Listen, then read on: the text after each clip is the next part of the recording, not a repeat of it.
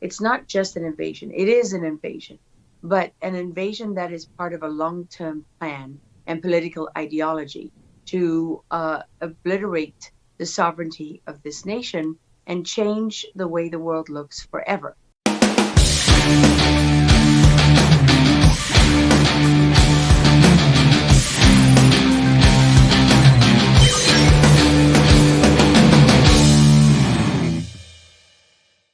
So on last Wednesday Night Live, we went ahead and I showed you the 4 journalists that I thought stood out as being stand-up investigative journalists in today's society, of which there are very few. These are people who go out into the trenches, get the real news, and regardless of what political affiliation that news, the facts that they find might have, they go ahead and let it out.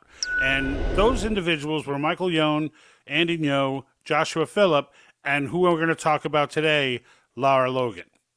Now, Lara Logan has a long history. She's easily, I think, the most famous of the bunch. In her early years, some 15 years or so ago, she was doing 60 Minutes with really groundbreaking stuff. And doing 60 Minutes as well as other programs on CBS. She came on as host and things like that. But she was the person who they flew out and came on with those big editorials that were just groundbreaking, with just insight that you could never get without being on the ground. And she spent a lot of time with our military, a lot of time spent with, Afghan citizens, a lot of time spent with Iraqi citizens, really has a good understanding of the world. She spent time in Egypt during their overthrow of the Arab Spring. She was attacked in Egypt, brutally attacked, and came out of that, recovered and went right back at it. I mean, the woman has had a stellar reputation her entire life. Why am I telling you all this again? Because she just dropped a bomb that I felt was an absolute bomb on the Steve Bannon's War Room. Or I don't watch Steve Bannon all that often, not because I don't like him, just because I don't get around to it, but I do watch Lara Logan, and when I see Lara Logan come up, it does grab my attention. In this case, it did as well, and I'm glad that I did stop to watch it because she said something that we're going to cover in just a little bit that just blew me away. But in the meantime, I wanted to just give you an idea of how everyone hates Lara now. Everyone hates Lara, all right? And this is what happens to the good people in this world, all right? People that want to tell the truth, people that don't care, more importantly, not even want to tell the truth, people who tell it regardless of what the media messaging is. And I said she was on 60 Minutes, CBS, all that. Well, she had recently, as recent as last November, was basically disassociated with Fox. Fox pushed her out. She was occasionally on there as a contributor. I don't believe she was actually on the payroll. She had a special on their streaming network, Fox Nation, called Lara. I forget the name of it now. But in the end, she was affiliated with Fox in some way. And you would think, to some of the conservative heads might be like, well, she was affiliated with Fox. That means she's a good guy. And the left people will go, she was affiliated with Fox, so that means she's a bad guy. Because we're still thinking small. All right. It's not about where she was affiliated with. The fact is they pushed her out too. Why? Because she went ahead and made the statement, which I'm not going to play the clip of the statement that she made because, frankly, I went to look for it and I could only find it on Rumble, which tells me it's not something that it's probably something I'm going to get dinged for on other platforms. But in the end, you can find the statement she made on Rumble. She compared Fauci. Well, she didn't. She didn't compare Fauci to a Nazi. What she did was that she said people had told her, people in her circles, and her circles are deep, folks, okay? Her circles are deep. This woman has contacts way up the chain in multiple governments. She's a trusted reporter by virtually everyone who's real. All right, who she's not a trusted reporter by, and people that want to ostracize her and alienate her are people who are playing the woke game, who are fearful of the woke messaging, and once the woke mob begins to attack, they just humbly, in fear for their paychecks, bow and take a knee to woke madness. All right, fortunately for us, we have the Laras of the world who are not going to bow and are not going to take a knee. And what she did was she compared She said that these people were comparing Anthony Fauci to Joseph Mengele, the Auschwitz mad scientist, if you will, who was experimenting on human beings. And I know what she meant personally, but I understand, how the woke mob operates. And, when you go down that road, even though she's not saying it and she says that this is what people around the world have been telling her what their view of Fauci was, that's the kind of thing that gets you thrown off the internet quickly, right? And so be it, right? So be it. Let her be thrown off. It wasn't her point being made. She was basically saying what others said. But that's enough, because Fox News bows too. So in the end, they disassociated themselves with her. The media garbage began. Everyone lying and saying that she compared them instead of acknowledging that. And some of them did play the quote, but they still had the headline saying she compared them. So in the end, it is what it is. I think what she was trying to say was that with the gain of function research, where Fauci is quoted as saying it's any damage or any risk that might be involved with gain of function is worth it for the gain.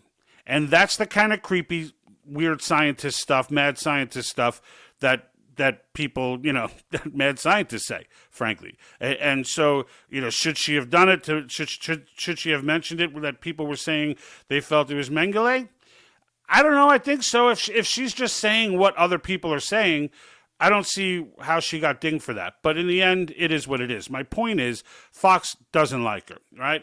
Now, years ago, now that she's coming out, the left doesn't like her, right? So now nobody likes her. Back in the day, even the Young Turks appreciated her because she was going against the right message and saying, in her earlier reporting, getting real on the war in Iraq. And here's a clip of the Young Turks basically commenting on something she said. First, I'm going to play for you what she said, and then we'll pause it for a second to just digest it, and then let it go again so that you can hear the Young Turks comment as they gloat about how every journalist should be this way and how everyone should be real like this. And why? Because her message on Iraq was different than what the right wanted to hear. And what did the right do to her at that time? They attacked her, saying she's a terrorist sympathizer, blah, blah, blah, blah, blah. But in the end, Lara just came out and spit it the way she knew it and gave the facts as she recorded them and didn't care. She didn't care that the right was attacking her. She wasn't feeling good about the left praising her. She was just, here it is. This is what I found. I went there. I was on the ground. I know better than you do. And you know what? She did. So let's listen. There were 51 people killed today in a Shia neighborhood. Are we just numb? Have we lost our humanity with this entire situation? Yeah, we have. I was asked once, do you feel responsible for the American public having a bad view, a negative view of the war in Iraq? And I looked at the reporter and I said, tell me the last time you saw the body of a dead American soldier. What does that look like? Who in America knows what that looks like? Because I know what that looks like. And I feel responsible for the fact that no one else does. That's what I feel responsible for, that nobody really understands. And the soldiers do feel forgotten. They do. No doubt. From Afghanistan to Iraq, they absolutely feel, we may be tired of hearing about this 5 years later. They still have to go out and do the same job. I was in Sadr City when it was just going absolutely hell Sadr City was like Armageddon. And there were soldiers that had been in the country 9 months, had never seen combat like that. Just thrown into it, you're talking about convoys ambushed with 5, 6 armor-piercing bombs, rocket-propelled grenades, everything. 9, 10, 15-hour battles. And it's something that we might get just a brief glimpse of on the news, or just a mention and that kind of thing. Well, and more soldiers died in Afghanistan last month than Iraq. Who's paying attention to that? 33,000, highest troop level since the war began. 7 years after we defeated the Taliban. After we so-called. Now, 7 years after the Taliban was defeated, right? She's saying basically, we're not reporting anything that's going on there, is what she's saying. That she's there as she sees that these stories are not getting reported. And that's what drives her to go there, because it bothers her that the truth is being hidden. It bothered her, and I can tell you, I was one of those people who was not getting the message. All right, I ain't going to lie. I'll eat my humble pie. I was not one of those people. Heck, I might have been one of the people trying to call her out on it. I might have been one of those people. I can't even say that I wouldn't. I mean, I don't recall her reporting back then, but like at the same time, I can't say that, because I was so brainwashed at that time as well, I can't say that I wouldn't have done it. So in the end, it kind of is what it is. But like my point is, listen to the Young Turks' reaction. And if you don't know who the Young Turks are, these guys are the left of the left.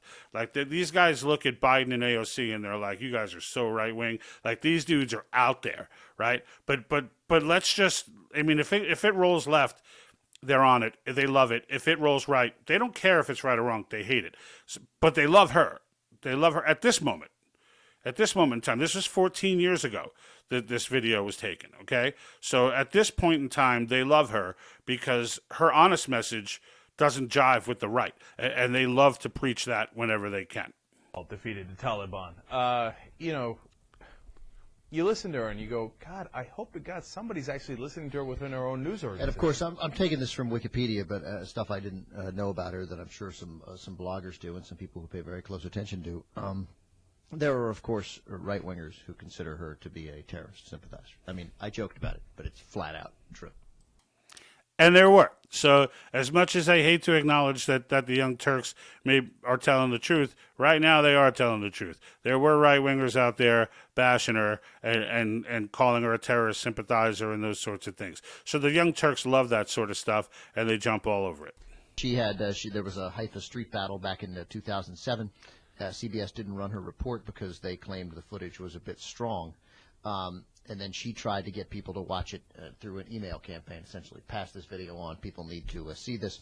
Now, that's a boss move, right? That's a boss move on Lara's part, where, CNN was trying to censor her stuff, saying, it's too real, basically, right? This is too real. This is too graphic. It's too real. And she was like, oh, hell no. People need to see this. So she was like, screw you, employer. I'm putting this out on email. I'm going to email this around, and hopefully it'll go viral. Now, 14 years ago, things could go viral, but they didn't go viral the way they do today. Like if her reporting, if she would have had that avenue today, it would have been a whole different animal. A whole different animal. Although today, right, it's a different animal as well, because that would have easily been picked up by the sociopath, social media censors, and she would have, they would have made it go away.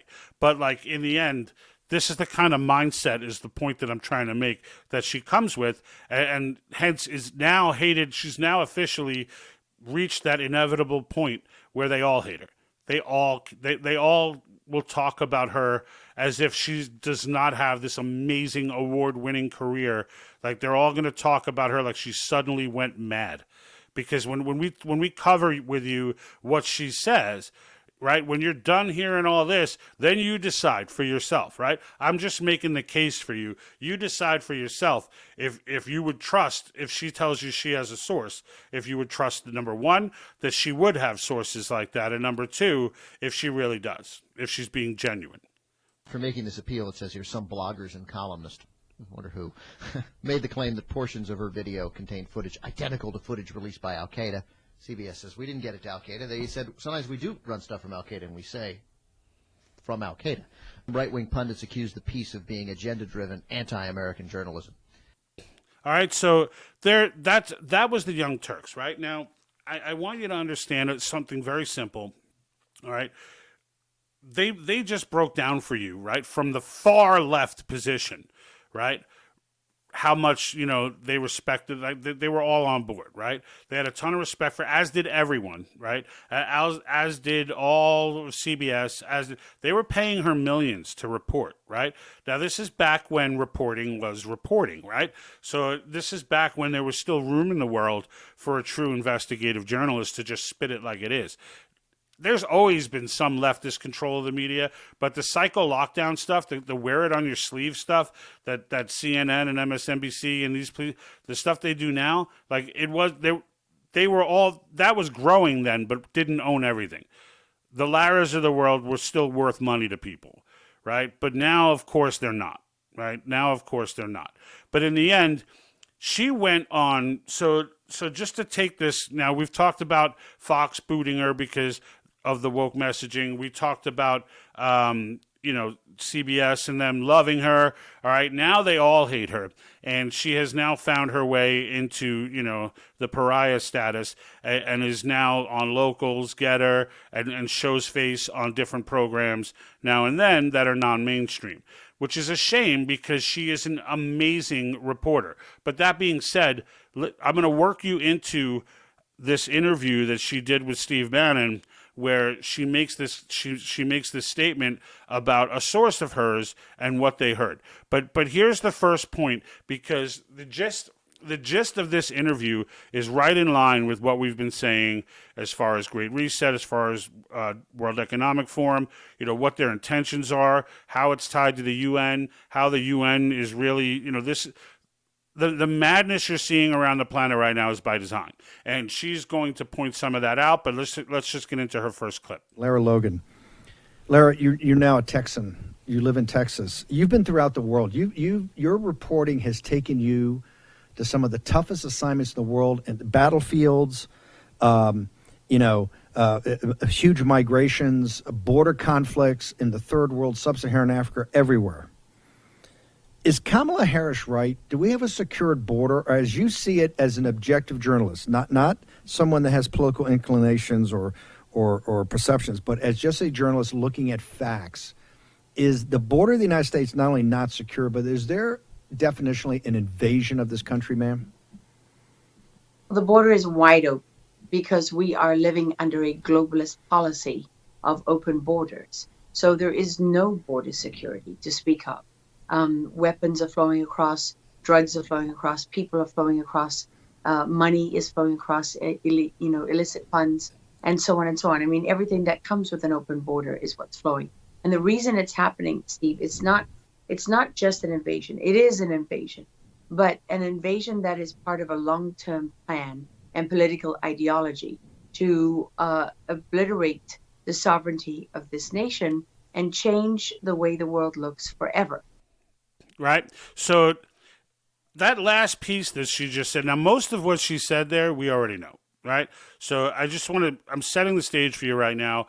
Most of what she said there, we already know. But the last piece that she said, right? And I kind of put this America Canada territory, the North America Canada territory, as the kind of joke, but it is kind of legitimate. And it is the plan that they have. And we're going to get into that plan in just a second, specifically what that plan is. But we've all known that there was that there's a reason, that there was a method behind the madness of just leaving our borders wide open. Early on in our tenure, we did a Michael Yohn piece that he did with Epoch Times, where he went down to the border and went down to not just the border, but went deep into, the surrounding areas of the Darien Strait or the Darien Gap. And, was reporting, that CNN was showing videos pushing people into the United States right after Biden's election, and that they, because they get news, they get CNN there too. We all think it's bad here, but you don't even realize how bad it is in these other Central American countries. And they go ahead there, and they're basically, in the guise of a news report, encouraging people to just head for the border. Well, you can see CNN doing basically infomercials. CNN in Spanish on the TV at the hotel here. And this is something you see all the time across Latin America. Spanish CNN is essentially an infomercial for illegal immigration. They're doing a massive report on the new administration's policy change today to give temporary protected status to Venezuelans. And it's saying right here that it will benefit 320,000 Venezuelans. That means there's that many in the United States right now, but that's not going to be for long, because there are millions of Venezuelans right now that are watching CNN in Spanish, and they're saying, I want to be next. One of the other things I've seen in Latin America, I saw in Nicaragua, was CNN basically making a report that looked like an infomercial about how to migrate illegally to the United States and which cities would welcome you with open arms when you get there, sanctuary cities. And they had a list of them so that you would know, as a Latino, exactly where to go once you got into the United States. This is how CNN is assisting irregular migration, and it's straight up propaganda. And he reported on all this, but nobody knew this. Nobody knew this, which is why we did a piece on it back then. But now, now here we are, years later, a year and a half later, and, look at what we're dealing with. Look at what we're dealing with. So, and the reason why America is such a big deal, and I put this statement I put in a lot of our stuff, a lot of our thumbnails and headers, Save America, Save the World, right? This is one of the reasons why I'm such a staunch advocate for Article 5 and the American people playing offense and getting to take our country back, because taking it back and defanging the federal government puts an end to all this madness. Now, directly to the border, that's technically a federal responsibility now. All right, but there are ways for us to manage this. When that precedent gets set, we can hold another convention and specifically address the border with it and write it directly into our Constitution.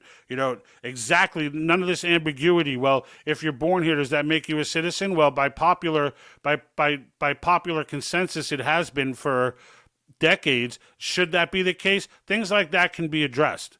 All right, to stop this massive influx. Because when you hear why it's happening, all right, you're going to understand why it's necessary to stop it. So let's just let her explain why America. The reason it's happening, Steve, it's not just an invasion. It is an invasion, but an invasion that is part of a long-term plan and political ideology to obliterate the sovereignty of this nation. It's not just America's sovereignty that's on the chopping block. It's sovereignty all over the world. It's just that this is the place that is the light and the guide for the whole world. And so this is the country that has to fall first in order for the other countries to fall. We have to fall first. We have to fall first. That's the whole point, is that this entire WEF reset plan, now King Charles, is behind, and Biden is behind, and Merkel and all the other dootaroos are behind. All of these people, all right, understand one thing, that if America doesn't fall, this never happens. So when you set an agenda for 2030, okay, and which the UN has. You can look up the 2030 agenda. We've talked about it plenty of times. It's not a conspiracy theory. It's an actual game plan, all right, which they're very public about, so it's not hard to find it, all right? But in order for them to get to this point, all right, in order to fulfill their dreams of their 2030 agenda, it is absolutely necessary to take down the United States as we know it today, all right? It's necessary. So the idea is, look, let's just focus. So you say, what can I do about this? These things are so huge. They're so enormous. What can I do? We'll get into that in a moment, but let's go ahead and talk. This is the moment that we've been waiting for, where she talks about what her source has told her. What I learned from a source who is a very unique source, having infiltrated the globalist cult at the UN level, is that he was in high-level meetings that required a number of security clearances, where they actually discussed the plan to bring 100 million people into the United States in order to pave the way for a regional government of US, Canada, and Mexico. And that was to bring in 100 million people from Latin American countries, together with a strategy of creating these cartels, making life unbearable. It's called a push-pull strategy, where they push all these people out of these countries where it's unbearable living like this, and they pull them into the United States. And then once you reach that critical number of over 100 million in this invasion, they will then propose that, well, for your family and friends back home who need, you need ease of travel, they need a better life, and so on and so on. And we can do all this better with a regional government than we can with a U.S. government. And they will have enough critical mass inside the country in order to effect that policy. And that's the key, right?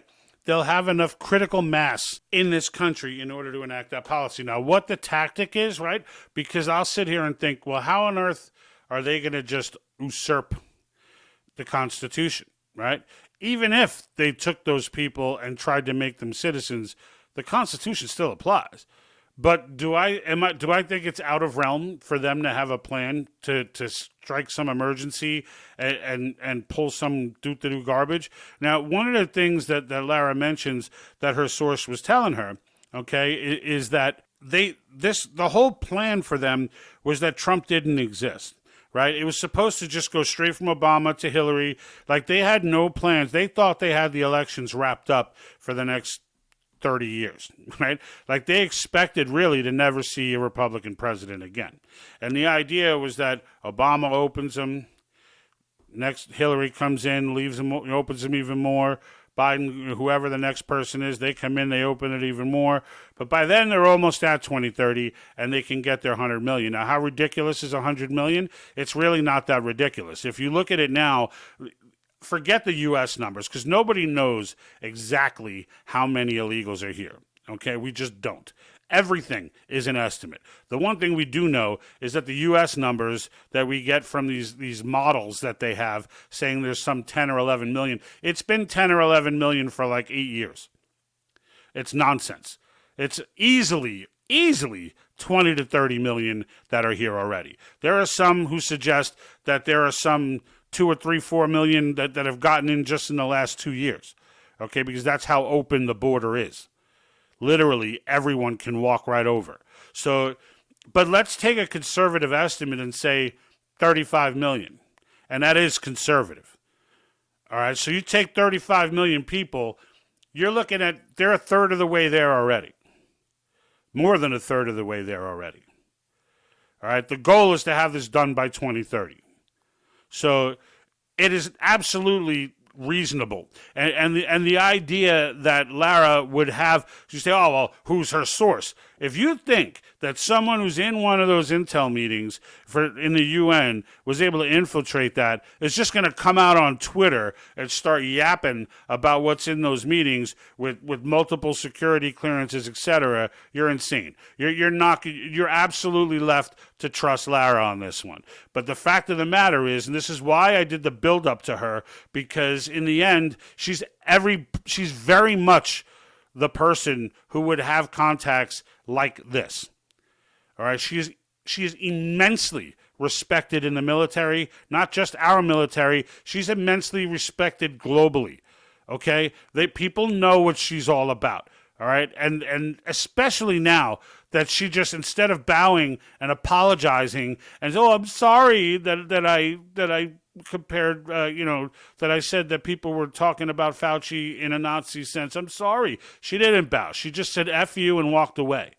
And went and did her own thing and continued dropping facts. So the idea that she would just make this up and has some crazy agenda, she's never had an agenda in her life. So now, all of a sudden, this is what we're supposed to believe, that she suddenly came up with an agenda and has now gone mad, right? Isn't that whatever happens to everybody? Doesn't everyone become a psychotic right-wing maniac every time they get off message? No, I believe her 100%. You're left to believe whatever you wish. I'm not here to tell you how to think. I'm just trying to give you some ammunition to chew on and think about. And I think this ammunition is, when I heard her say that, I mean, it just kind of blew over, but it's like, when I heard her say it, I was just like, oh my God, like that is so crazy. And Bannon, like, it was kind of thrown back a little too, and he was like, wait a minute, he said that? 100 million, like specific like that? And she was like, yes, he heard it with his own ears. It's 100 million people is their target. And so, again, to me, this is the kind of thing that 20 years ago would be all over the freaking news. Would be all over, someone would have broke this, and it would have been all over the news. But it's been consolidated and so controlled today that anyone who dares speak of it will be banished. Will be banished. And it's crazy to think that way. And we get away, I don't think there's anything about this video that's in violation of anything. We're simply just stating what is and what she did, and we're not giving our opinions on it. But in the end, I mean, we are giving our opinion, but we're not encouraging anything. We're just, just calling it like it is. But we've been talking about WEF and what they want to do and how they plan on executing it, and everyone just sits back and pretends like, oh, well, they want to execute it, but it's really, they'll never get that done in the United States. That's what we said in the 80s about everything that's going on right now. Just so you know. 80s and 90s, everybody's attitude was, because people were yelling about what these do-to-dos were talking about in these meetings, and everyone said that'll never happen in the United States, and all that stuff has now come to fruition. All right, they've completely taken over the education system. Like that battle is already lost. We're not even trying to win that battle. We're trying to get it back. We've already lost the hill. We're trying to create an offensive to get back on the hill. That's really what's happening. All right, and when I talk about Article 5 as being that all-encompassing solution, it's not because everything falls under the 3 topics. It's not because everything is going to be solved by term limits, fiscal restraints, and government overreach. Those 3 are big topics, and they're a phenomenal starting point. All right, but in the end, all right, we can always call another one. Like once the convention is called, all right, even again, not even everything that we want. My whole wish list may not get put through, right? What's on my wish list? I'd like to see a single subject amendment. I mean, so every bill that's written needs to be on a single subject. It cannot waver. You cannot add stuff that's completely unrelated. You cannot pass a veterans bill with all kinds of woke stuff on the back end of it. And it was supposed to help veterans, but now nobody can vote for it because if they do, they're going to be like totally empowering the woke agenda, like stuff like that. If you're going to pass a veteran and then you go up on a mic and tell everybody how bad the other side is, and both sides have done this, so don't get it twisted. It's not like it's a leftist thing. The right have done it as well, using our veterans for that purpose, for the purpose of just so they can get up on a podium and say, look, the opposition doesn't want to help veterans. A single subject bill fixes that. Maybe repeal the 16th Amendment for income tax, go back to the consumption tax and tariffs, the way that the Constitution was originally written. All right? Things like that, are things that I'd like to see get accomplished. But the point is, whichever of those things gets ratified, whichever of those things comes out of this convention, just having the process is going to create a culture where our federal government is now looking over its shoulder at that wild group of extremist Americans who love the Constitution and will exert their power over the federal government when necessary. They will forever be looking over their shoulder that way, at least as long as the people can maintain that educated status and be engaged. Because, probably 100 years go by, it's gonna, people are gonna start getting lazy again. They're gonna, they're not gonna be teaching it to their kids, and we're gonna start having these generations of doodadoos growing up again. Because Marxism ain't going away. They're constantly gonna try for eternity to pump this psychotic message of equity. They're going to keep at the expense of equality, right? Diversity at the expense of unity. They're going to keep pumping this message no matter what. So we will always need to be diligent. If we're going to carry the message of unity, that all of us are brothers, and all of us are brothers and sisters, then you know what? We need to carry that torch. And we need to carry it, and hold it high and let it gleam. Because generations have to hear it. Generations have to know about it. The ones that are thinking men can get pregnant right now, we may have lost them already. I mean, these kids have been gaslit to the point where it's almost like they're trolling them now. It's almost like they're being trolled at universities now just to see how much garbage, how wacky they can pump stuff in their head that they'll believe. Right? But in the end, it is the solution. And Lara just basically broke down for us, right, with a source. Yeah, and again, you do have to believe her on the source, but that's why I gave you her history, to show you she's a believable person. She's not some doo-doo that's just she's not some New York Times reporter, like from an anonymous source, Trump eats children. Like, no, it's nothing like that. Like, this woman is as legit a reporter as you will ever see. And the fact that she's now free from all of these doo-doos at Fox and everywhere else, the fact that she's now free to speak her piece and say what she means and mean what she says, I think we'll all be better for it. But in the end, we've got to connect with her, because the internet's not going to bring her up to you. They're not serving her up on your phone into your feed or anywhere else. She's not getting given to you. You need to look for her, as anybody who wants real information needs to do today. You need to go find it, because the mainstream media is not giving it to you, period. On that note, I'm out.